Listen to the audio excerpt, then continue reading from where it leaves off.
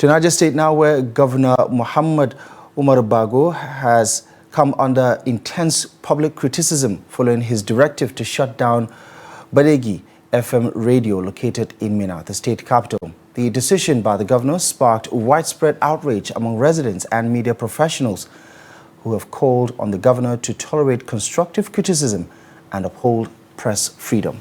Here's the report. The governor had announced the shutdown of the station on the ground that it was inviting the public to violence. He is promoting insecurity in Niger State. His utterances are treasonable. Therefore, we have sealed that station with immediate effect. The Minister of Information, we are writing you formally with a complaint of his anti-peace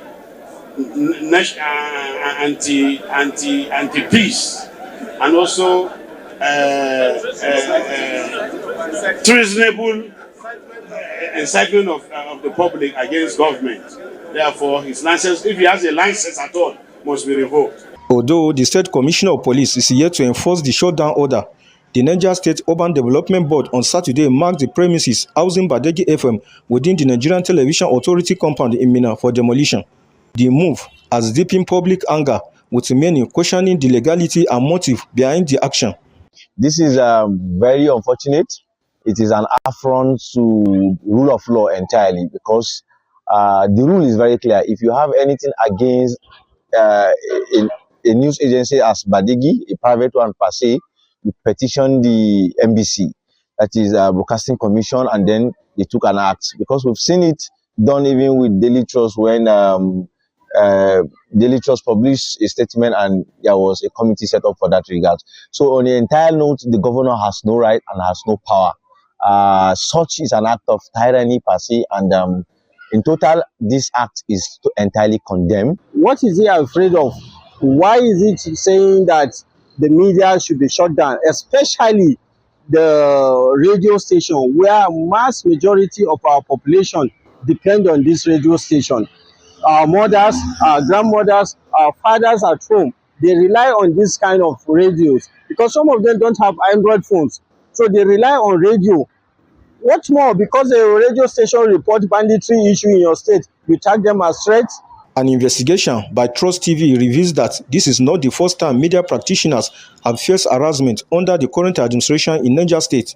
In November 2023, 6 months after Governor Bago assumed office, the Commissioner for Homeland Security, Brigadier General Bello Abdullahi Mohammed, retired, reportedly assaulted Voice of America reporter Mustafa Nasiru Batari at the government house in Minna. The journalist had sought the commissioner's comments on a violent clash between Fulani herders and Badeggi farmers in Badeggi, Boso local government area, a conflict that resulted in loss of lives. When he approached him at government house, the commissioner allegedly hurled verbal abuse at him and attempted to seize his audio recorder. In another incident in January 2025, the Niger State correspondent for People's Daily newspaper and chairman of the correspondent chapel of the Nigerian Union of Journalists, Yakubu Mustafa Bina, was detained for several hours by the Department of State Services over a report on bandit attacks. Also in April this year, Mustafa Bina's phones were seized for 3 days and detained for several hours by the Criminal Investigation Department of Nigerian Police. His detention followed a direct criminal complaint filed at the Minna Magistrate Court by a government aide who alleged that Bina shared an article critical of the special advisor to the governor on print media in WhatsApp groups without verifying the authenticity. Abubakar Akote, Trust TV News, Minna.